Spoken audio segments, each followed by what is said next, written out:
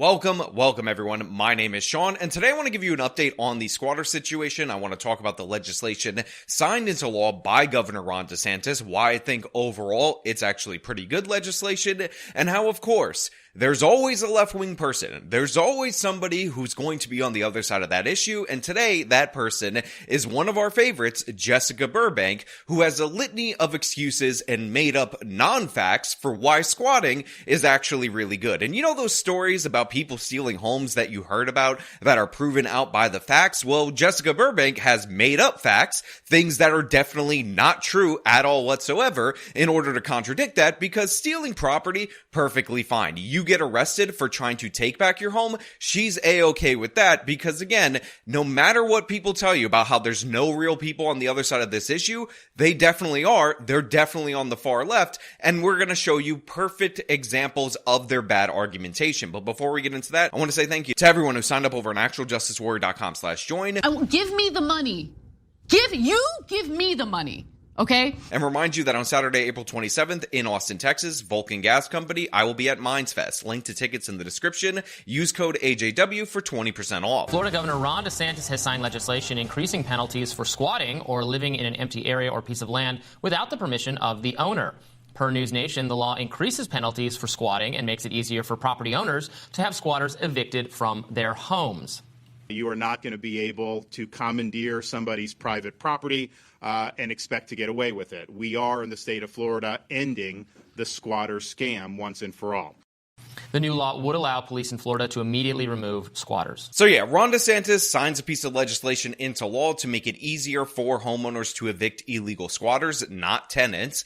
And then it also, on top of that, makes it a criminal offense to forge documents, a more serious one, and charges them for damaging your property over the amount of $1,000. Now, the reason for this is because if you look into these squatter scams, these squatters are actually incentivized to damage your property, drag out the legal process as long as possible, cost the homeowner or the property owner as much money as possible in order to get a settlement. There's actually a parody video of this squatting situation that I've referenced over and over and over again. Next, I forged some documents. This made it look like I had a lease agreement, and I called the utility companies and had the utilities put in my name. I'm not going to pay them, but they don't know that. When the owner showed up, I politely explained that this was my house now, and they need to leave. So they call the police, and I show them my lease agreement and the utility bills, and they tell the owner that this is a civil matter, and they've got to sue me. Where it shows that in many of these places, these tenants' rights attorneys end up representing them for free on the taxpayer dime. This made the owner super angry, so she lawyers up and tries to evict me. Of course, I can't afford a lawyer, so I call up a tenant advocacy group who gives me a lawyer that's 100% free and funded by taxpayers. So my out-of-pocket is still $0. So this lawyer fights on my behalf for months and months, really driving the owner crazy and costing her tens of thousands of dollars. Finally, the owner decided it would be cheaper to just give me a chunk of cash to leave rather than continue paying the lawyer. So she writes me a check for $10K and I move out. So essentially what has been created is a no cost, no consequences crime where people can extort property owners for tens of thousands of dollars. It would seem like nobody would be against this, but of course, our hero Jessica Burbank, the person who thinks communism is a good idea, is against this. Now, Ron DeSantis referred to squatting as a fad in Florida, now removing squatters rather than having them go through a formal eviction process. It will also make a felony for anyone to do $1,000 of damage or more to the property, News Nation reports. Now, I'm confused, Robbie. I thought that squatters' rights was basically the entire premise of Florida. Wouldn't it belong to the Appalachian and the other tribes that were there if it weren't for the premise of, well, we've been here a while, it's basically ours? I'm a little bit confused. It sounds hypocritical to me. Oh, that's the line you're taking with this. Very creative, Jessica. Yeah, so Jessica immediately opens up with peak stupid, which is, what about the Native Americans? What about the Native Americans? And to people who actually say this thing, to people who do these land acknowledgements, do me a favor, leave the United States of America. If you want to play that game, Jessica, if you want to be like, oh, well, the natives ended up losing this to the evil white colonizers, therefore, we we don't really own the land, therefore, there's no property rights in the United States of America, then please let anybody who wants to go in, a Native American, move into your property, take over your stuff, and put your ass out on the street. Live up to your values instead of making up this stupid nonsense about how, oh, because land was conquered, which by the way is true of every piece of land everywhere in the world, the native tribes that were in Florida before the Spaniards, before it was a part of the United States of America, they're the ones that conquered the other native tribes. Therefore, we can't have property rights. Now, I'm confused, Robbie. I thought that squatters' rights was basically the entire premise of Florida. Wouldn't it belong to the Appalachian and the other tribes that were there if it weren't for the premise of, well, we've been here a while, it's basically ours? I'm a little bit confused. This is genuinely peak Ivy League educated and not connected to the real world kind of thinking, and that's exactly what we would expect from an elitist like Jessica Burbank. She went to Brown University, so she considers the plight of the brave, noble, savage Native Americans, and honestly, nothing is really fair unless we say, wow, wasn't it sad for the natives? People's homes are being stolen right now. People's property is being stolen right now. If something was stolen from Jessica Burbank, I guarantee you she'd be the first one to call 911. She would be begging them to get it back. She would be whining and complaining about it because it would be so unjust to her. Yet when you get your property stolen, and some of these situations are absolutely tragic, people save up their whole lives or their parents died, then they have to deal with these criminals stealing their property, dragging them through eviction court through 2 years and extorting them for money. Now all of a sudden it's perfectly fine because the natives, the natives, so sad. Well, look, we can give back the entire state of Florida to those people, I guess. That's fine. That doesn't really seem like a workable solution. I think that was long ago enough now that it's safely in the past, whereas someone, in many cases, an illegal immigrant. There's a lot of concerns about this in New York City and other places. There was a recent viral TikTok post by an illegal immigrant telling others to start occupying empty buildings, and then if you're there for a certain amount of time, there's nothing the legal system can do to get rid of you. I have a lot of sympathy for what was done to the Native American people a gazillion years ago, sure. So I just want to address this right off the top because this is a bit of fear-mongering or scaremongering, if I'm being perfectly honest. But there is an illegal migrant, a Venezuelan national, who in Spanish on TikTok was explaining that any occupied dwelling could be taken over and it would be given over to the person that came here illegally. Now, this did happen. This video was posted. But to be clear, it seems like the people who are taking over these properties are not illegal immigrants disproportionately. That might be the case. That's one of the reasons why it's important to take down videos like this, because we all know how messaging getting into Latin America ends up impacting the behavior of the migrants, and you don't want this to be a belief. But to be clear, this issue happens a lot more often with citizens, and there's also a bunch of different ridiculous groups that we've covered, like Moorish sovereign citizens that think that black people are immune from all laws, or regular sovereign citizens, which are disproportionately white people, or regular ordinary scammers, and in a lot of the cases that we covered, they happen to be Latinos, so my people are doing this, thus I am guilty, because we all know that you are responsible for all the crimes of the same people that share your ethnic origin. So that situation in Queens, where some guy named Rodriguez ended up taking a Latin woman's home, I was both the victim and the perpetrator in that instance. But yeah, it's not an illegal immigrant issue. I think we should kind of move past that, punish that guy. I would deport that guy that was advocating for that, show him that we don't deal with squatters in the United States of America. But yeah, it's a problem nationwide. But right now, here in the moment now, facilitating from a legal perspective, allowing people who have no claim and no right to other people's property, to their homes, to live there, and you can't do, the person who actually owns the space can't do anything, even if they're wrecking the space, even if they're destroying it, making it disgusting, is something that I think the overwhelming majority of Americans, Republicans and Democrats, have a huge problem with, and will appreciate people like, in this case, Ron DeSantis, taking efforts to address. So to be clear, there are instances where squatters are drug users and they're just destroying the property because they're destroying the property. But one of the things that Robbie is overlooking, and one of the things that Jessica doesn't give a damn about because she doesn't care about your rights, she's a socialist. If she cared about human rights, she wouldn't be a socialist, is the fact that these people are incentivized in order to create problems for the property owner. For instance, in New York and in a lot of these states, it's illegal once these people are claiming to be tenants for you to cut off their utilities. So what ends up happening is people tend to run up the utility bills to make it more cost prohibitive for the landlord or for the property owner, because a lot of times they do this in private homes so that they're incentivized to settle. Remember, we covered this story out in Douglas in New York. Elderly couple buys a home for their Down syndrome son so that they could take care of him. They picked a home in a neighborhood with their son who didn't have Down syndrome because they're expecting at some point in time to pass away, and they wanted to make the transition as easy as possible for their son with the disability.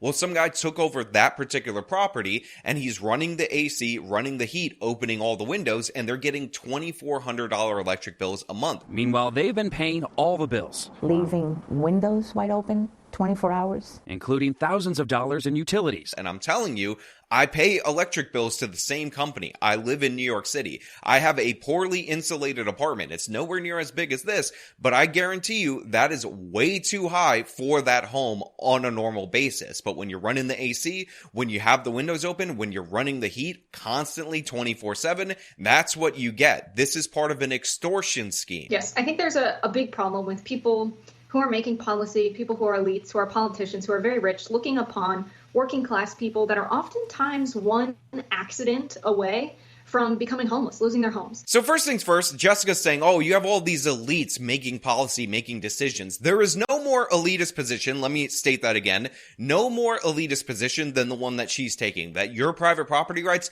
don't matter, that you, as a regular citizen who might own property, somebody breaks into your home, they take it over, you can't afford high power attorneys, you have to drag it through the courts, potentially go bankrupt, pay the bills of these criminals. That is the most elitist position that you could possibly have. This is the exact kind of stupid trains of thought that you learn at places like Brown University, and wouldn't you know it, Miss Ivy League over here went to Brown University to become a socialist. And there are a lot of vacant units across the United States of America that are not being used, that are not being developed, that are not some kind of investment property that a single family depends upon. And of course, it does make sense when we have a homelessness crisis in the United States of America to allow people to move into those empty properties. No, it doesn't make sense. Not at all whatsoever. Now, Ron DeSantis in his speech actually described squatters' rights and the purpose of them from way back in the day pretty well in his speech. It's almost identical to the explanation that I gave. It was actually kind of weird watching him explain why he's signing this law, because he cited the cases that I cited and gave the explanation of squatters' rights and how it was supposed to work versus how it's actually working, which I found to be fascinating and weird. Maybe a DeSantis staffer or speechwriter actually watches this channel.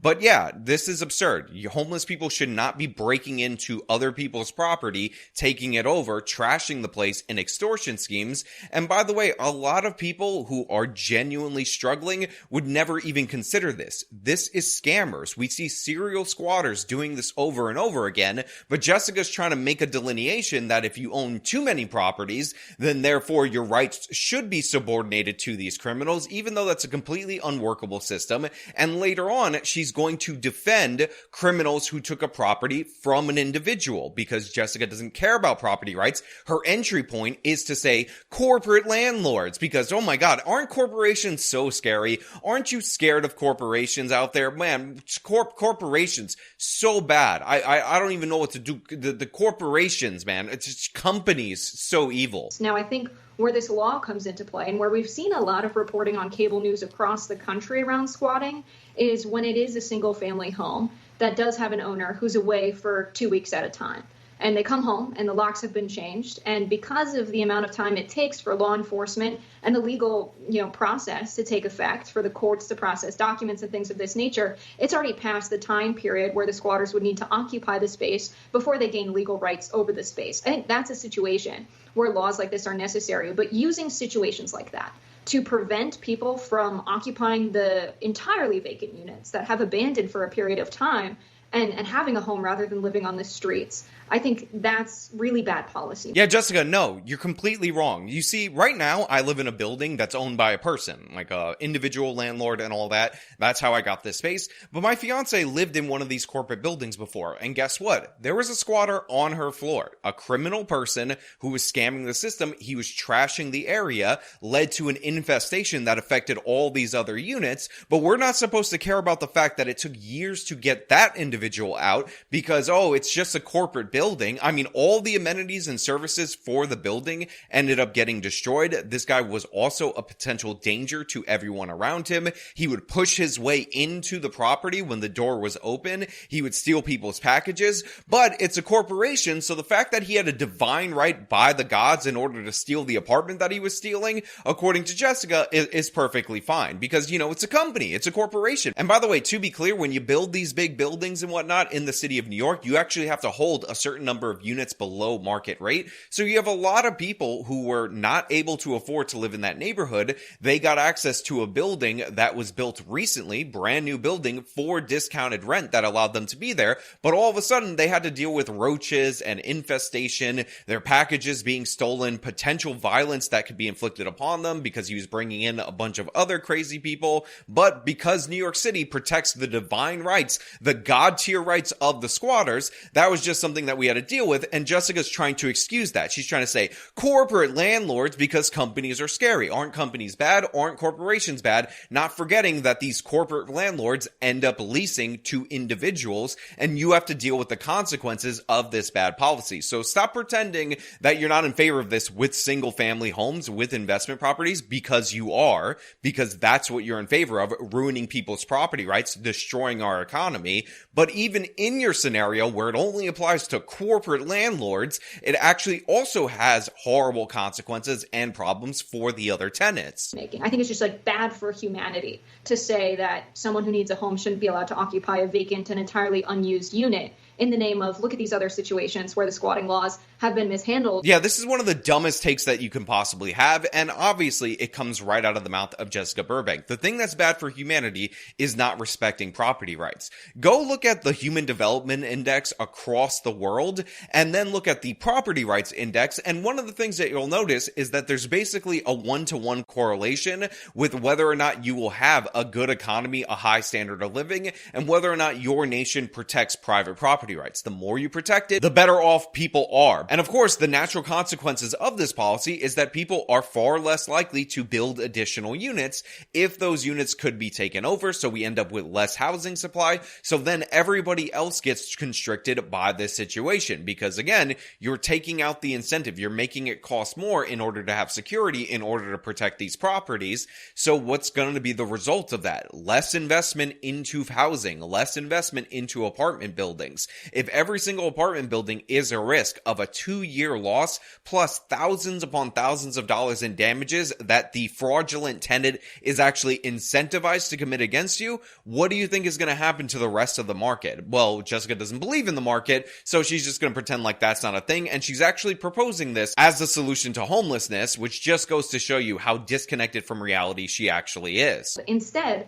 make the process faster. Invest resources in processing cases like this and sending officers out there to document when this is happening. So Jessica says, oh, you got to make the process faster, which is what Ron DeSantis did. If you have a squatting situation, unlike in these other states where the police can't examine documents, they can't make the determination, they have to refer this issue to the civil court, which ends up making it an almost 2-year process depending on where you are. They actually can make that adjudication on the spot and kick somebody out as long as they're not or ever have been a legal tenant on that property. So this is exactly what DeSantis is advocating for.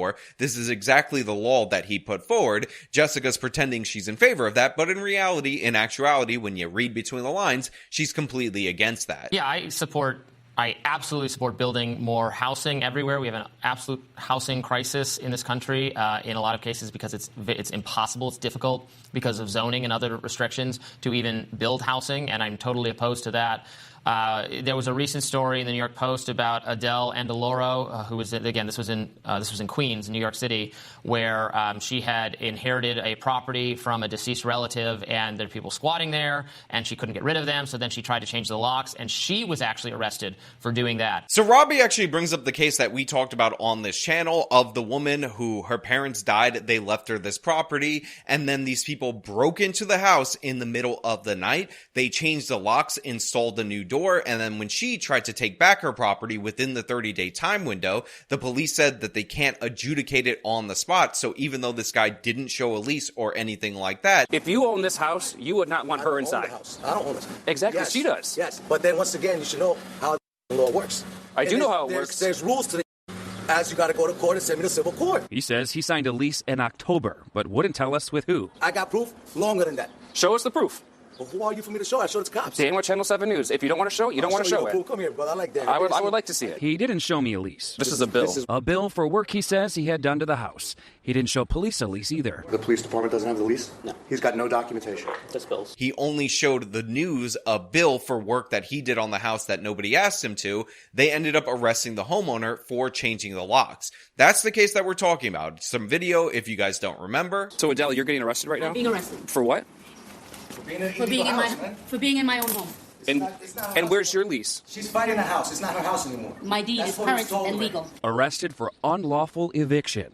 She changed the locks on a man who claims he lives there. Clear-cut case of somebody trying to steal property through the legal system. The guy is even saying, well, too bad it's under contention right now and all that. But watch how Jessica Burbank responds to this clear-cut case. And remember, she said that she's not about single-family homes taken by people. That's not what she wants. But the corporate landlords steal from them all they want. Well, here's an individual right here, and see what Jessica's going to do with this situation. Yeah, I think it's a bad situation when it affects, a family like that, when it's someone who's inherited a property. But there was some strange reporting around that where they stuck the camera in the face of the person occupying the property. And they said, what are you doing here? And he said, she has to evict me. And you don't know what the situation was between that family that's living in the unit and the former owner before she inherited the property. Did they have some kind of legal agreement? We just don't know. Yeah, that's right. Jessica took the side of the criminal in that particular instance because he said, you have to evict me. Now, by the way, he also said that she has to pay him for the work that he put into the house. So how does this all end then? When do you leave? The way it ends is either she pays me my money that I put into the house, pay me the money, and I'll leave. Or send me to court, and we deal with the judge in court. It's that simple. That nobody asked him to because it's an extortion scheme. But she also says we don't know about the situation with the family that's in the unit, even though there is no family in the unit. That is made up by Jessica Burbank. She is lying. It's a guy, a woman, and then random other people that this guy was subleasing to that they ended up removing from the property that day. One of them they actually arrested. And you don't know what the situation was between that family that's living in the unit and the former owner before she inherited the property. And now she's back. Just after wrapping up our interview, a woman showed up. What are you doing in the house? Are you renting this house? Why are you here? She unlocked the front door, saw our cameras, and took off. It's open. Let's go in the house. It's open. Adele and her daughter, with the property deed in hand, went inside. This is my furniture. These are my curtains. She didn't just find her belongings inside. There's a man sleeping right there. Get out of my house. She found two men. How long have you lived here? I moved in about 2 days ago. They've called the police on me, and I've called the locksmiths. I didn't come in illegally. The door was open. Police started interviewing neighbors and looking for documents. Do you have something that shows that you've been here for more than 30 days? They took the man who told me he had been renting for 2 days out in handcuffs. They got one out. And escorted the other guy off the property. You don't know what the situation was between that family that's living in the unit and the former owner before she inherited the property. So she just made that up on the spot. We have the reports from the neighbors that they broke into the property in the middle of the night. They ended up boarding up the windows, changing all the locks, and she's pretending like there's ambiguity here. You don't know what the situation was between that family that's living in the unit and the former owner before she inherited the property. On top of that, she says, oh, well, we don't know. We're not sure if there was some kind of agreement with the previous owners and this woman who happened to inherit the property, as if there isn't a close connection between the two. Let me explain this to you, Jessica, as simply as possible, and everyone out there in the audience, because it's in the original news report. There's a lot of things that Jessica made up that aren't in that report, but we do know from the original news report that the previous owners were her parents. They passed away. Now, there was a tenant in the property, by the way. There was somebody living in a basement apartment, and they actually kept the property going until that person moved out on their own. He has no connection at all whatsoever to the people that are currently stealing the home from her, and honestly brazenly stealing the home from her. No lease agreement or anything like that, but Jessica's pretending there's ambiguity and there's somehow a disconnection between the woman's parents that died, that left her the property, and this person, like, oh, there's some loose connection. Her property is still on the premises. Like, her furniture is still in this home. This is my furniture. These are my curtains. She didn't just find her belongings inside. And Jessica's pretending that it just so happened that these people, who by all the accounts of the neighbors broke in the middle of the night in early February 6th, are maybe that was part of the agreement. Maybe the parents said, a couple years after we die, when you decide you want to sell this home, we actually signed a contract for these criminals to break into the property and then try to move as many people in the property as possible, destroy your property, and extort you for money. Maybe that was in the original inheritance agreement, according to Jessica Burbank. In the state of California, I was a renter. I moved into a property where the owner, it was one of these very, very large corporate landlords. This was not like a single family home owned by one or a few people. This was one of the huge conglomerates, Graystar. So now that Jessica lied to your face, she's now pivoting to this story of her moving into this big corporate conglomerate property. And she's going to tell you the story of how disadvantaged the little guy is in that particular situation. And what you're going to find out through her telling of the story is that Jessica Burbank is actually an idiot. She's actually not smart. Brown University, what were you even thinking? Because when she gets to the end of the story and talks about how difficult it was, even in liberal California, for her to get her deposit back, you're going to realize it was actually incredibly easy for her to get her deposit back. And I moved into the unit, and then it became very clear that there were cockroaches infesting the entire building. And so I moved out.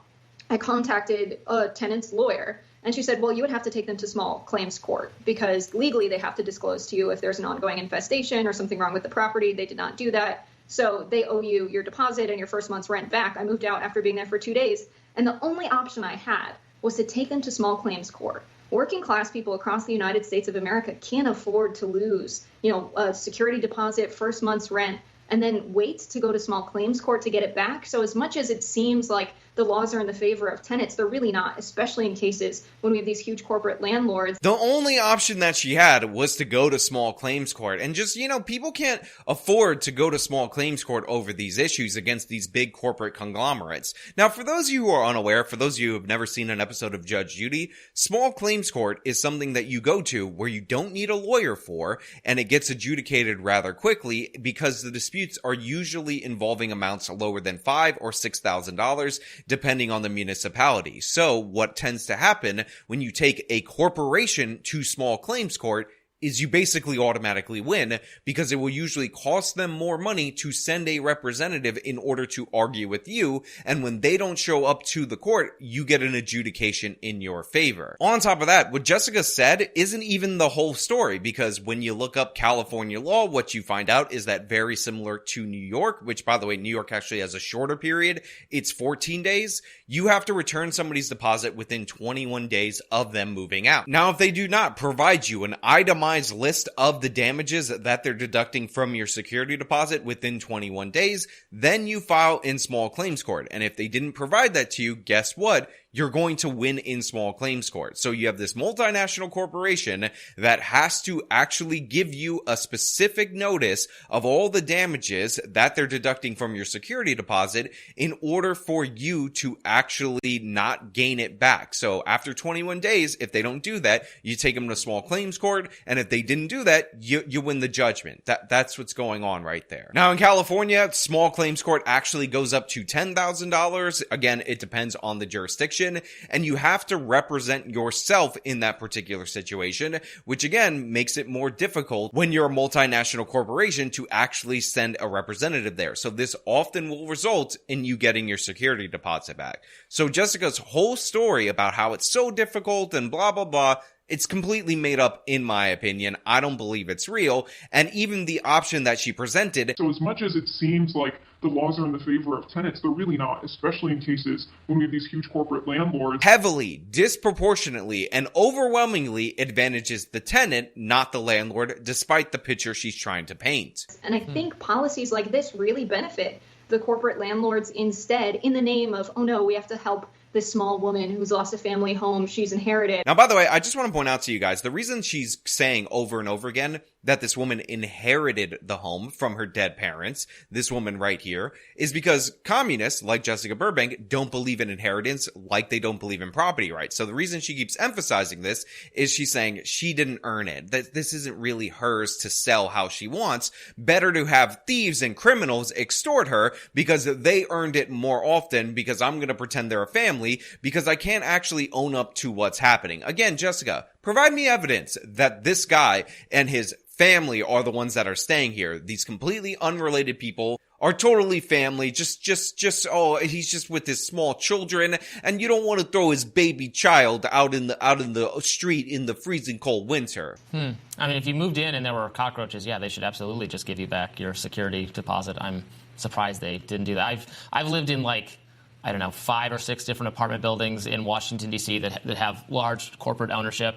And every time I've had a problem, I usually get a refund or I get something. I've had some crazy situations of my own. So Robbie's like, yeah, you should have got your money back. I really am surprised that you didn't. And yeah, by the way, to be clear, there's absolutely horrible corporate landlords that are out there for sure. But in these kind of specific situations where they would have to send a representative to small claims court, chances are if you actually follow through, if you aren't lazy, if you aren't too busy whining about the corporations, and you listen to the free taxpayer-funded advice afforded to the tenant in that situation, then you get your money back pretty easy. Again, all you have to do is understand the basics of the situation. And considering this is somebody who is talking about these issues in a political sense, knowing the first thing about these issues, just like knowing the first thing about the specific story that she's referencing, should be mandatory before you give a comment. But Jessica never comes prepared. Now look, you compare and contrast Jessica Burbank's horrible take to somebody like Anna Kasparian, who is on the left, who is not going to be somebody who wants tenants to be absolutely crushed by the system. And even she, who doesn't like Ron DeSantis, who is a left-wing person, understands how absurd squatting has become. So it's just a terrible situation, incredibly costly and time-consuming for the legit property owners. And so I love that that issue was also addressed in this legislation. Also, the legislation makes it a first-degree felony for knowingly advertising the sale or rent of a residential property without legal authority or ownership. I find so far nothing wrong with this legislation. There might be unintended consequences, and we'll address that if that arises. But I am impressed with the speed in which DeSantis did something about this. We're seeing stories out of New York and California where lawmakers are just sitting on their asses and doing nothing about it. And I think it's wrong. And that's because people across partisan lines tend to be against the theft of people's homes and the theft of people's property. Although if you're going to find any group of people that are going to support it, obviously it's going to be people like Jessica Burbank who vote Democrat but consider themselves far more left than the Democrats. The ultra progressives are the ones who are going to be on board for this. So let's not make any mistake about what side of the spectrum this is all coming from, but it's definitely not all of them. Most people understand that squatters in a modern context is theft 99.9% of the time. This isn't like the olden days where you would come back 7 years later to your property and people were traveling west, and it was a safe assumption to assume that if you built up this cabin, an owner would never come back because he traveled west and likely died. This is today where people have deeds and whatnot, and you know you're taking over dwellings that are owned by people. But hey, those are just my thoughts, so let me know your thoughts down in the comments below. Do you think that you should have property rights,